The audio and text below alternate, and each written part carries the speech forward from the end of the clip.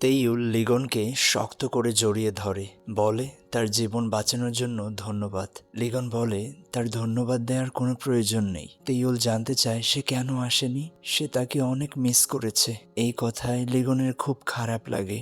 সে তেইউলকে বাড়ি যাওয়ার কথা বলতেই তেইউল মাটিতে পড়ে যায়। লিগন তাকে কোলে তুলে নিয়ে বাড়ির পথে হাঁটতে শুরু করে। অন্যদিকে রিপাবলিক অফ কোরিয়াতে ইয়ং প্রাইম মিনিস্টার কুকে দেখে তার সন্দেহ হয়, তাই সে নিজে ধরা না পড়ার বাহানায় উনসাবের মতো অ্যাক্টিং করে বলে, নারী আমার আজার কোথায়। নারী তো হঠাৎ তাকে এমন করতে দেখে অবাক হয়। সে মেয়েটাকে কফি দিয়ে বলে আসলে তারা ছোটবেলার বন্ধু, সে একটু দুষ্টু। আন বাইরে বের হতে ইয়ং তার কাছে গাড়ির চাবি চায়। নারী অবাক হয়ে বলে সে তো গাড়ি চালাতে পারে না, আর তার কোনো লাইসেন্সও নেই। ইয়ং তাকে লাইসেন্স দেখিয়ে গাড়িটা নিয়ে তার পিছু করে। সে দ্রুত তেইউলকে কল করে, তবে তাকে কলে না পেয়ে শিনজেকে কল করে। শিনজে কল ধরতেই ইয়ং তাকে অ্যাড্রেস দিয়ে বলে সে যেন এখানে দ্রুত চলে আসে। ইয়ং সবগুলো গাড়ি ওভারটেক করে তার সামনে চলে আসে। আন খুব ভয় পেয়ে যায়। সে রেগে বাহিরে এসে বলে যদি তার কিছু হয়ে যেত এখন। ইয়ং তার সামনে এসে বলে এই দুনিয়াতে আপনার কিছুই হবে না প্রাইম মিনিস্টার কু। এই কথায় মেয়েটা হেসে বলে ও আচ্ছা, তাহলে তোমার মনে হচ্ছে যে আমি একজন সরকারি কর্মকর্তা। সে বলে তার হয়তো কোথাও ভুল হচ্ছে। ইয়ং বলে তাকে চিনতে সে কখনোই ভুল করবে না। আন বলে আরে আরে তুমি সত্যি আমাকে অন্য কেউ মনে করছো? আরে তুমি আমাকে অন্য কেউ কিভাবে মনে করতে পারো? এটা খুব ভয়ানক। এমন সময় পাশ থেকে এক গাড়ি এসে তাকে শুট করে দেয়। ইয়ং নিচে পড়ে ছটফট করতে থাকে। দ্রুত এখানে মানুষ জড়ো হতে থাকে। এমন সময় আন নামের মেয়েটার হাবভাব দেখে মনে হচ্ছিল এ হয়তো সত্যি প্রাইম মিনিস্টার কো। সে দ্রুত গাড়ি নিয়ে চলে যায়। এমন সময় এখানে শিনজে চলে আসে। সে লোকেদের আইডি কার্ড দেখিয়ে বলে সে পুলিশের লোক, তাদেরকে ভয় পেতে বারণ করে সব ঠিক আছে।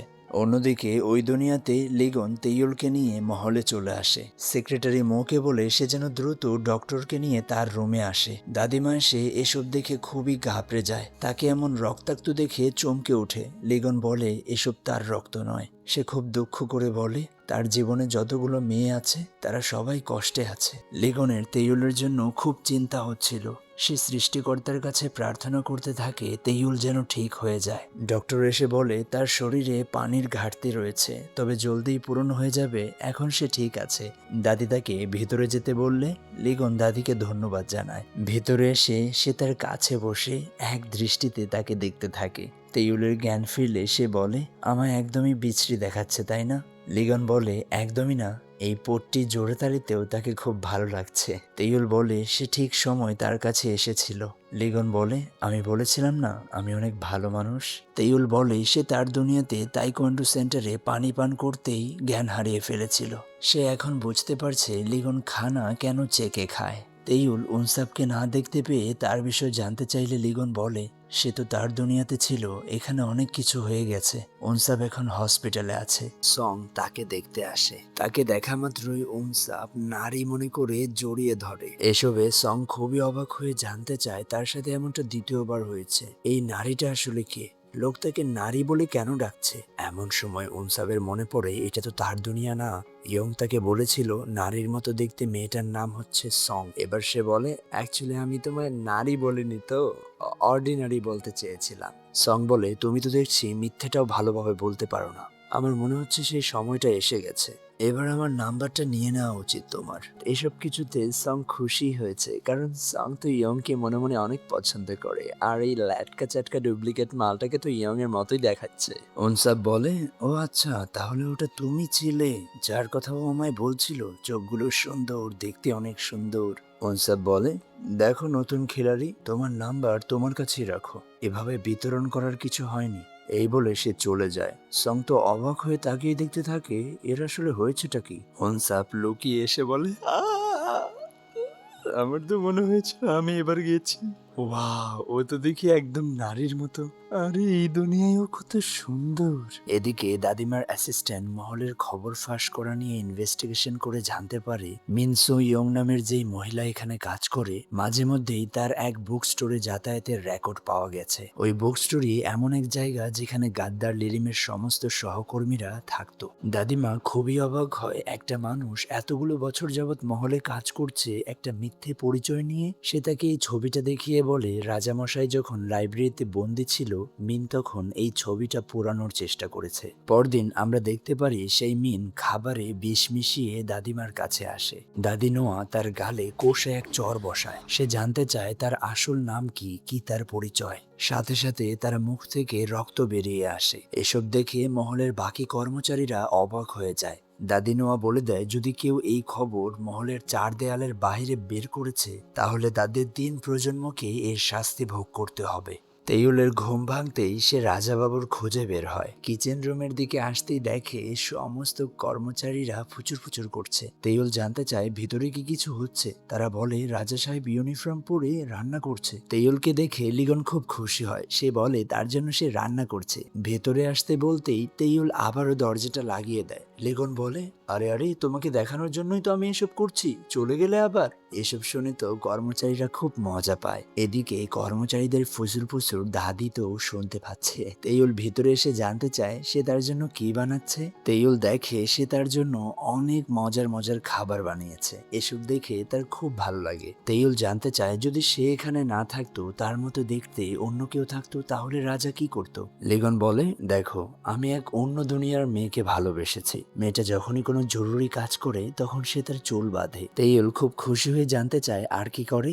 লিগন বলে আর কথা বলার সময় তার চা নয় বিয়ার চাই। সে ড্রিঙ্ক মিক্স করে খায় কারণ এমএসডি বানানো তার খুব পছন্দ। কিন্তু যখন সে বাহাদুরি দেখায় তখন সে এক যোদ্ধা হয়ে যায়। তার মুখে তেইউল এই কথাগুলো শুনে খুব খুশি হয়। খাবার শেষে সে তাকে ড্রেসের কালেকশন দেখায়। তেইউল জানতে চায় সে তার মতো ড্রেসই কেন এনেছে, কিছু নতুন নতুন আনতে পারতো।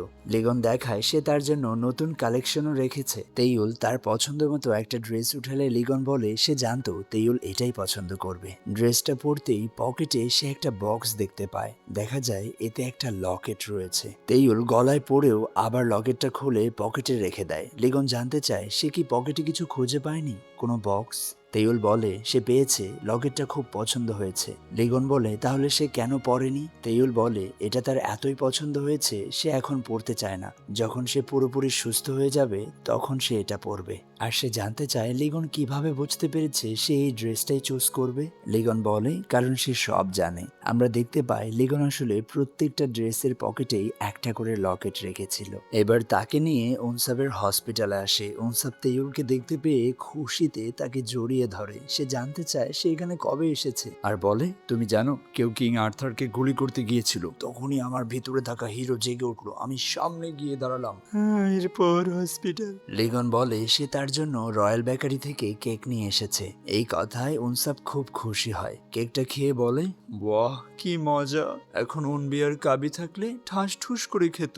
এই কথায় তেইউল তাকে সান্ত্বনা দেয় উনবিয়ার কাবি ঠিক মতো খাওয়া দাওয়া করছে, স্কুলে যাচ্ছে এবং তারা খুব ভালো আছে। তেইউল তার কাছে জানতে চায় তার কি নারীর কথা মনে পড়ে না। উনসাব এক অ্যাক্টিং করে বলে না ওর কথা তো আমার মনেই পড়ে না, আর বলে দেয় সে জয়ংকে খুব একটা পছন্দ করছেন। উনসাব বলে আরে আমার জানাই ছিল নারীর ওই স্টাইল ভালো লাগবে না, ওর মধ্যে ওই ব্যাপারটা নেই। এবার সে তাকে নিয়ে সেই জায়গাটাতে চলে আসে। জ্ঞান ফেরার পর তেইউল নিজেকে যেই জায়গায় দেখেছিল, লিগন পুরো জায়গার তল্লাশি চালায়। লিগন জানতে চায় সে কি কোনো ছাতা দেখেছিল লিরিমের হাতে। তেইউল বলে সে লিরিমকে তো দেখেনি, শুধু তার লোকেদের দেখেছে। তাকে বলেছিল না তাদের দুই দুনিয়াতে যাতায়াতের জন্য একটা জিনিস আছে। তার মনে হচ্ছে লিরিম সেটা তার ছাতায় লোকায় আর সে ওটাকে চাবুকে লুকিয়ে রাখে। এটা হচ্ছে এক বাঁশি, মানপাশ চিওক বাঁশি। তেইউল বলে তাহলে যুদ্ধটা হচ্ছে এটাই, কে কার বাঁশি আগে নিতে পারবে। লিগন বলে এরকম কিছুই না, যুদ্ধটা হচ্ছে তাকে বাঁশির হেফাজত করতে হবে। তেইউল বলে তা না হলে সারা জীবনের জন্য সে তাকে হারিয়ে ফেলবে।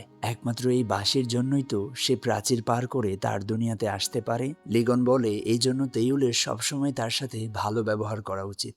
এই কথায় তেইউল কাঁদতে শুরু করে। লিগন তাকে চিন্তা করতে বারণ করে কারণ সে তার জিনিস কখনোই হারায় না। সন্ধ্যায় লিগন তাকে নিয়ে একটা চার্চে আসে। বলে একটা মজার বিষয় হলো তার দুনিয়াতেও এই চার্চটা একই জায়গাতে আছে, একই রকম। এই সেই চার্চ যেখানে তার মা বাবার বিয়ে হয়েছিল। তার মা একজন সায়েন্টিস্ট ছিল। সে এক সেমিনারে স্পিচ দিচ্ছিল, এমন সময় তার বাবা তার মাকে দেখে ভালোবেসে ফেলেছিল। তারা দুজন প্রতি সপ্তাহে এই চার্চে আসতো। এরপর সে এলো 3 বছর বয়সেই তার মা তাকে ছেড়ে চলে গেছে। লিগন এই সমস্ত কথা কোনোদিন কাউকে বলেনি, আজ তাকে বলছে।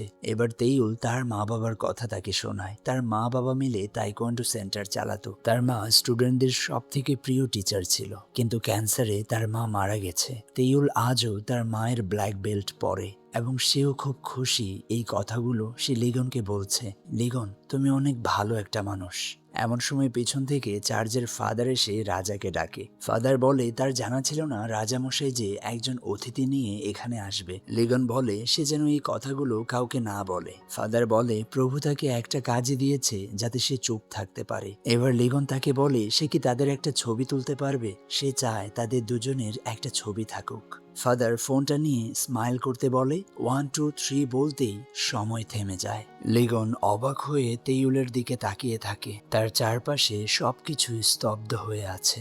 এসবে লিগন খুব কষ্ট পায়। সে তার প্রিয় মানুষটার সাথে একটা স্মৃতি রাখতে চেয়েছিল, কিন্তু ভাগ্য এটার সুযোগও তাকে দেয়নি। লিগন প্রথমে চলে যেতে চায়, কিন্তু তেইউলকে দেখে আবারও তার কাঁধে হাত রাখে।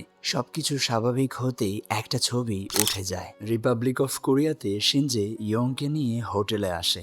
দেখা যায় তার শরীরে বুলেট প্রুফ জ্যাকেট থাকায় খুব একটা ক্ষতি হয়নি, তবে সে অনেক ব্যথা পেয়েছে। শিনজে তাকে হসপিটালে যাওয়ার কথা বললেও সে ডিরেক্ট বারণ করে তার হসপিটালে যাওয়ার কোনো প্রয়োজন নেই। শিনজে খুব আগ্রহ নিয়ে এবার তার কাছে সবকিছু জানতে চায়। সে চায় ইয়ং যেন সব সত্যি তাকে বলে। এবার ইয়ং তাকে সবটা খুলে বলে সে 4 বছর বয়স থেকে রাজার বডিগার্ড। ছোটবেলায় লিগন তার চোখের সামনে তার বাবাকে মরতে দেখেছে। ছোট থেকেই সে অনেক কষ্টে মানুষ হয়েছে। তার মুখে এসব শুনে শিনজেও বুঝতে পারে ওই দিন ছোট্ট লিগন যে কান্না করছিল, এর মানে ওই সময় তার বাবার অন্তিম সংস্কার হচ্ছিল। ইয়ং বলে এজন্যই সে ছোট থেকে আজ পর্যন্ত শুধু লিগনকে হ্যাপি দেখতে চায়। শিনজে বলে তাদের দুনিয়া আর এই দুনিয়া একদমই আলাদা। রাতে প্রচন্ড বৃষ্টিপাত হয়। ডক্টর তাকে দেখে চলে গেলে লিগন এখানেই ঘুমোতে চায়। তেইউল তাকে বলে সে এখানে কোথায় ঘুমাবে। লিগন বলে কেন, এটা আমার ঘর আর আমি চাইলে তোমার সাথেই তো ঘুমোতে পারি। তেইউল বলে এসব তুমি কি বলছো, এজন্যই সবাই আমাকে ঘুরে ঘুরে দেখছিল। এই বলে সে তাকে আস্তে করে এক চড় দিতেই বাইরে বিজলি পড়ায় লিগন তার কাঁধে প্রচন্ড ব্যথা পাচ্ছিল। তেইউল বলে আরে এখন এত ঢং করো না, আমি তোমাকে এত জোরেও মারিনি। এমন সময় আবারও বিজলি পড়তে ইয়ং দেখতে পায় তার কাঁধে জ্বলতে শুরু করেছে। এসবে তেইউল ভয় পেয়ে যায়। আমরা এরকম আরো কয়েকটা মানুষকে দেখতে পাই যাদের শরীরে একই রকম জ্বালা পোড়া শুরু হয়। লিগনের মনে হয় এটা হয়তো প্রাচীর পার করার কোনো একটা সাইড এফেক্ট হবে। সে জানতে চায় তেইউল কি ঠিক আছে। সে তার শোল্ডার বের করে তাকে দেখাতে চাইলে লিগন বলে আরে তুমি তো আমাকে ভয় পাইয়ে দিয়েছো, কি করছো। তেইউল বলে আরে আরে কি হয়েছে, এতটুকু হক তো তোমার আছে। লিগন দেখে তার শরীর একদম ঠিক আছে। এর মানে প্রাচীর পার করার কোনো সাইড এফেক্ট এটা না, তাহলে এটা কি। তেইউলকে এমন করতে দেখে সে তার ঘাড়ে একটা চুমু করে, এরপর তার ঠোঁটেও একটা চুমু করে। এভাবেই তারা একে অপরের ভালোবাসায় একদম ডুবে যায়। ও মাই গড। পরদিন সকালে আমরা লোনাকে দেখতে পাই যে তেইউলের ফোনটা নিয়ে এক রেস্টুরেন্টে এসে ইচ্ছে মতো মজার মজার খাবার খায়। সে তার ফোনের কল হিস্ট্রি দেখে। ফোনের গ্যালারিতে শুধু ক্রাইম সিন দিয়ে ভরা ছিল। এর মাঝে সে শিনজের সাথে তেইউলের কিছু ছবি দেখতে পায়। এসব দেখে সে ভাবে এই ছেলেটা হয়তো মেয়েটার বয়ফ্রেন্ড। শিনজে অফিসে এসে তেইউলকে দেখতে না পেয়ে তাকে মেসেজ করে। সে জানতে চায় সে কোথায় আছে। লোনা মেসেজে বলে দেয় সে একটু হাওয়া খেতে বাইরে এসেছে। শিনজে তেইউলের ফোনে কল করলেও সে কলটা রিসিভ করে না। এমন সময় সে চিফের কাছ থেকে জানতে পারে তেইউল তো পুরো 31 দিনের ছুটিতে আছে। চিফ রেগে বলে তারা আসলে কিসের বদলা নিচ্ছে, 2 দিন পর পর একজন করে ছুটি নিচ্ছে। শিনজের কাছে এসব কিছু একদমই উলটপালট মনে হতে থাকে। সন্ধ্যায় বাহিরে প্রচুর বৃষ্টি হচ্ছিল। বাড়ি ফেরার পথে শিনজের সাথে লিরিমের ধাক্কা লাগে। লিরিম বলে আবহাওয়া খুবই খারাপ, সে তাকে দেখেনি। শিনজে লিরিমকে দেখেও চিনতে পারে না। বাড়ি এসে সিসিটিভি ফুটেজে দেখে লোনা তার ঘর থেকেও টাকা চুরি করে পালিয়েছে। রাতে খাবার খেতে আসলে হিয়েকে আমরা দেখতে পাই সে মনের কষ্টে ইচ্ছে মতো খাবার চাবাতে শুরু করে। লিরিম খাবার খেতে শুরু করতেই পাশের টপ দিয়ে সে তার মাথায় মেরে লিরিমের ছাতাটা নিয়ে পালিয়ে যাওয়ার চেষ্টা করে। তবে লিরিম তাকে ধরে মারতে শুরু করে। হিয়ে একদমই ভয় পায় না। সে বলে সে তাকে কেন জানে মেরে ফেলছে না। তবে লিরিম তো তাকে কোনোভাবেই মারবে না। সে তার জন্য অনেক বড় একটা কারণ তার চেহারাটা একদম তার ভাতিজা লিগনের মায়ের মতো। পরদিন সকালে আমরা কিংডম অফ কোরিয়াতে সেই প্রেগনেন্ট মহিলাটাকে দেখতে পাই যে রিপাবলিক অফ কোরিয়া থেকে মূলত এসেছে। অর্থাৎ এই দুনিয়াতে প্রাইম মিনিস্টার কুর যে বান্ধবী ছিল প্রেগনেন্ট, সে কুকে জ্বালানোর জন্য বলে সে কি নিউজ দেখেনি, তার 4 বছরের কষ্ট মেহনত সবকিছু বৃথা হয়ে গেল। এসব কথায় কু জানতে চায় সে আসলে কি বলতে চাচ্ছে। এবার সে ফোনে দেখায় রাজা সাহেব তো অন্য একটা মেয়েকে প্রপোজ করেছে এবং সে সরাসরি বলেছে এই মেয়েটাই কিংডম অফ কোরিয়ার পরবর্তী রানী হতে যাচ্ছে। তোমার কোরিয়া সাম্রাজ্যের রানী হওয়ার স্বপ্নটা যে স্বপ্নই থেকে গেল মিস কু। এই কথাটা শুনে কু দ্রুত রাজার মহলে চলে আসে। প্রাইম মিনিস্টার কু রাজার কাছ থেকে জানতে চায় সে যা শুনতে পেরেছে তা কি সত্যি। লিগন বলে সে নিউজে যা দেখেছে তার এক একটা শব্দ সত্যি এবং জীবনের সকল পরিস্থিতিতে সে তাকে তার পাশে রাখবে। এসব শুনে কু কষ্ট পেয়ে বলে সে রাজাকে খুব পছন্দ করে আর সবসময় সে চাইতো সে যেন লিগনের আশেপাশে থাকতে পারে। আর সে যাকে ভালোবাসে বলছে ওই মেয়েটার ক্রিমিনাল রেকর্ড রয়েছে। লিগন বলে এই ব্যাপারে সে তার কাছ থেকে কোনো কিছু শুনতে চায় না। কু আবারও বলে না, আমি আপনাকে বলতে চাই আপনি সবসময় ইমানদার ছিলেন সব কিছুতে, কিন্তু আপনি তো দেখছি কখনোই আমাকে আপনার যোগ্যই মনে করতে পারেন। এখন আপনিই বলুন আমি কি করব? আমি কি তখনই আপনার কাছে ভালো হব যখন আমি আপনার বিরোধিতা করব? লিগন বলে এখানেই চুপ হয়ে যাও প্রাইম মিনিস্টার। আমি জমিন থেকে শুরু করেছিলাম, সিঁড়ি চড়তে চড়তে রাজার মহল অব্দি চলে এসেছি, কিন্তু আপনার কাছে তো এইসব কিছু আগে থেকেই ছিল। এক ভালোবাসাই তো ছিল যেটা আপনার উপর আসর করত। এখন আমার মনটা কার জন্য ছটফট করবে বলুন না রাজা সাহেব? এমন সময় বাইরে বিজলি পড়তেই প্রাইম মিনিস্টার কুর গলা জ্বলতে শুরু করে। লিগন তার চোখের সামনে এসব দেখে একদম চমকে যায়। এর মানে কি প্রাইম মিনিস্টার কুও সেই প্রাচীর পার করেছে?